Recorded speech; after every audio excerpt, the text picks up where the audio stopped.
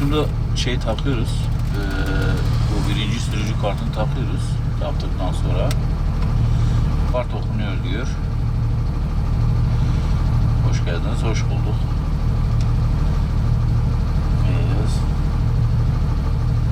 Mehmet.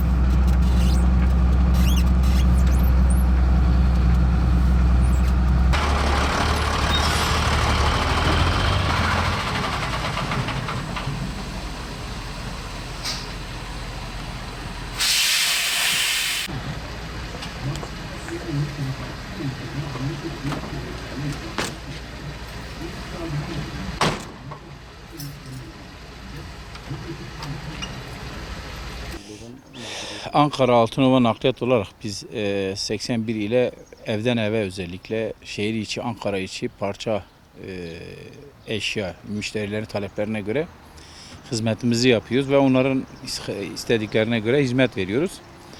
Yani şu bir gerçektir ki biz nakliyeciler artık yani dolandırıcıların pençesine girmiş halindeyiz. Biz ilan veriyoruz Google üzerinde, bizi kimi aradığını bilmiyoruz. Yani bu savcı da olur, hakim de olur, polis de olur, asker de olur, sivil vatandaş da olur, dolandırıcı da olur, biz bilmiyoruz. İşte benim falanca yerde falanca yere eşyam gidecek, bize konumu verirler, karşıdaki kişiyle bizi irtibata koyarlar, biz gideriz, karşıdaki kişi bize teslim eder, biz gider karşı tarafa, bize telefon açan kişileri teslim ederiz. Ve geçen kış, bu 3-4 ay önce bir kişi benim amcamın oğlunun firmasını aramış. Benim işte kömürüm var. Ulus'tan Demet'e gelecek, Yeni Mahalle'ye gelecek. Ve bizim birbirimize pasladığımız bir grubumuz var. WhatsApp gruplar üzerine biz nakliyeciler paslaşıyoruz. O paslaşma grubunda aldığım o işi aldım. Hatta onun karşılığında hani İş paslaşmada 100 lira veya 50 lira bir reklam parası veriliyor. Biz birbirimize veriyoruz. O para verirken ben aldım. O o hizmeti vermek için. Ulus'a gittim. Bir lokantaya gittim. 20'ye yakın eleman çalışıyor. İçeri full dolu müşteri. İşte ben kömür alacakmışım bir kişinin talebi üzerinde.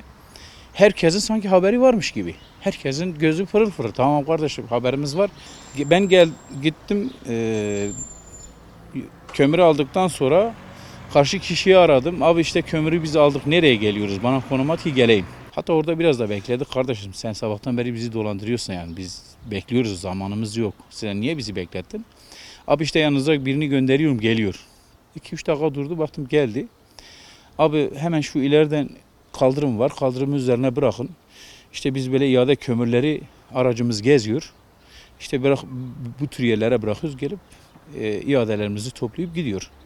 Biz de haliyle bizim de hoşumuza gitti. Bu daireye çıkmıyor, kata çıkmıyor. Kaldırıma indiriliyor. Bizim de hoşumuza gitti. Biz de hemen çıkardık, indirdik. Yani ertesi gün kaldı. Bir kişi beni aradı. İşte ben masa başının ortağıyım. İsmi geçen şahıs davacı olmuyor, telefon açmıyor, karşıdaki kişiyle kardeş sen beni dolandırdın, dolandırmadın demiyor. Beni arayan kişi, ben işte oranın ortağıyım, işte böyle bir şey var, biz dolandırılmışız, senin buraya gelmen gerekiyor. Dedim kardeşim, benim seninle bir şeyim yok, ben nakliyeciyim. Karşı tarafa teslim etmişim. Senin yapacağın şey git mahkemeye dava aç. Ben de gelir ifademi veririm. Biz beraber, eğer varsa bir dolandırıcı ortada, biz onu beraber bulalım. Bu şekilde ve dava etmişler. Yargı mercisi de daha hiçbir şey araştırmadan. Bu telefonun bana nerede ulaştığını, mesela 3. firma benim. 1. firma lojistik üstü. Lojistik üstü amcamın oğluna veriyor. Amcamın oğlu gruba atıyor. Grupta da ben alıyorum. Arada mağdur olan ben oluyorum. İnternet üzerine bize ulaşılan dolandırıcıların biz şeylerindeyiz yani. Biz şu anda kıskacındayız yani. Pençesindeyiz. Artı biz gidip öldürülebiliriz de. Adam bizi gönderiyor falanca yere gidin. Biz nakliyeci olarak biz ne biliriz? Karşı taraf da sana konum atıyor gel diye. Değil mi? Yani bu sıkıntı da biz yani canımızın da tehlikede olduğunu hissediyoruz. Yetkililer bu konuda ne yapıyor? Yani yetkililerin bu konuda yani devletin siber gücü vardır. Devletin internet üzerine takip ettiği kanallar vardır. Polisi vardır, askeri vardır, savcısı vardır. Yetkililerin bu konu üzerine biraz daha merceğe alıp yani objektif kimin dolandırıcılık yaptığı, kimin insanların kartlarından para topladığı, kimin işte insanları mağdur ettiğini ve bunları iyice tespit edip yani bizim asayişimizi sağlamaları lazım ki biz de sıkıntı yaşamayalım. Halk da yani bu vatandaşlar da sıkıntı yaşamasın. Yani devletin görevi bizim asayişimizi en iyi biçimde sağlamaktır.